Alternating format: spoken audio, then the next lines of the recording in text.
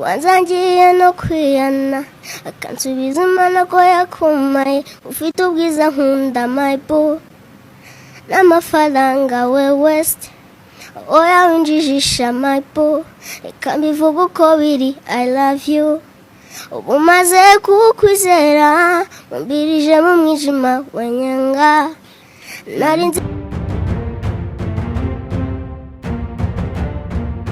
Mu buzima hari abantu bavuka basanzwe ariko hari n'abagenewe guhindura amateka. Mu Rwanda mu gihe umuziki wari uri mu rugendo rwo kwiyubaka, hari ijwi ryatangiye kumvikana, ijwi risanzwe, ijwi rifite inkuru, rifite amarangamutima, rifite imbaraga.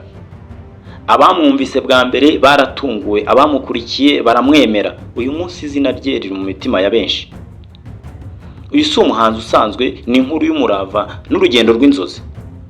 Ni amateka y'umuziki ari kwandikwa mashyashya. Uyu ni Bruce Melody.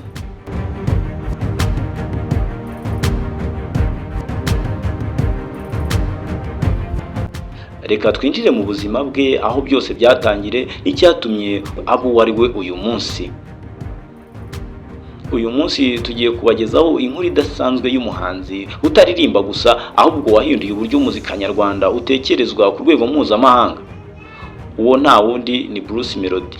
Iyo uvuze Bruce Melody, abantu benshi bahita bibuka indirimbo zakunzwe cyane, amagambo aryoshye n'ijwi rifite ubuhanga budasanzwe. Ariko se inyuma y'ibi byose ninde muhanzi ubyihishe inyuma? Yavuye hehe kandi niki cyamugejeje kuri uru rwego ariho uyu munsi?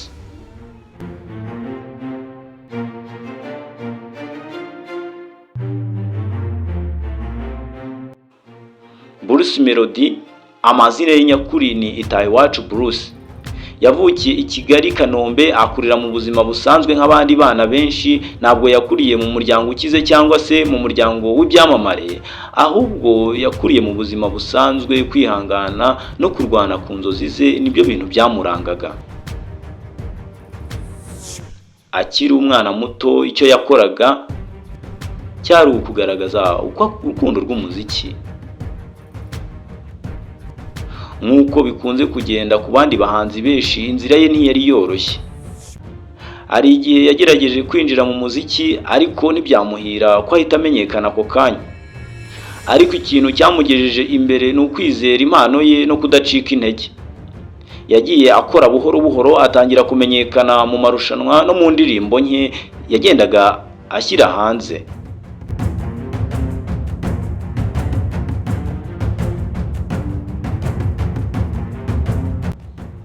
Igihe cyaje kugera, izina rya Bruce Melody ritangira kumvikana mu Rwanda hose. Indirimbo ze zatangiye gucurangwa ku maradiyo, abantu benshi barazikunda, abandi batangira kumumenya nk'umunyamuziki ufite ejo hazaza. Indirimbo nka Catherine na Ndumiwe zatumye izina rye ritangira gukorera mu mitima ya benshi ndetse no gukundwa mu bakurikiraga umuziki nyarwanda. Ariko ikintu cyihariye kuri Bruce Melody ntabwo ari indirimbo gusa, ahubwo ni uburyo azi guhuza amagambo n'amarangamutima. Iyo wumvise indirimbo ye iri gukinwa, ntuba wumva amagambo gusa, ahubwo wumva inkuru, wumva ubuzima, ukumva amarangamutima y'umuntu uri kuvuga.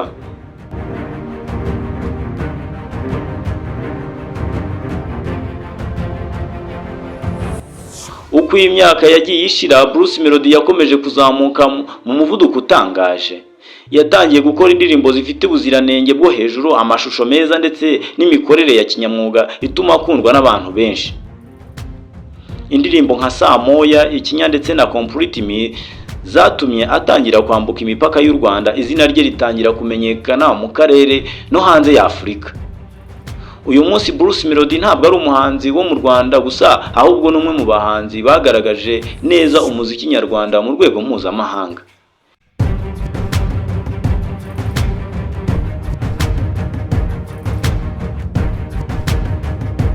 Yagiye akorana n'abahanzi batandukanye bo hanze, ibintu byatumye arushaho kwagura impano ye no kumenyekanisha igihugu cye cy'u Rwanda.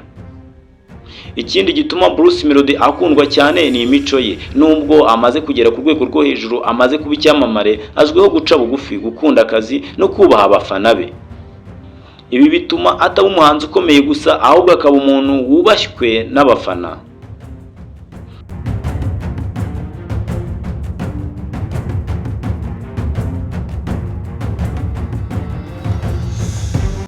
iyo witegereje urugendo rwe ubona ko atigeze agera kuri ibi gusa ari impanuka cyangwa amahirwe yagize, ahubwo byaturutse ku murava, kwiyizera no gukunda ibyo akora.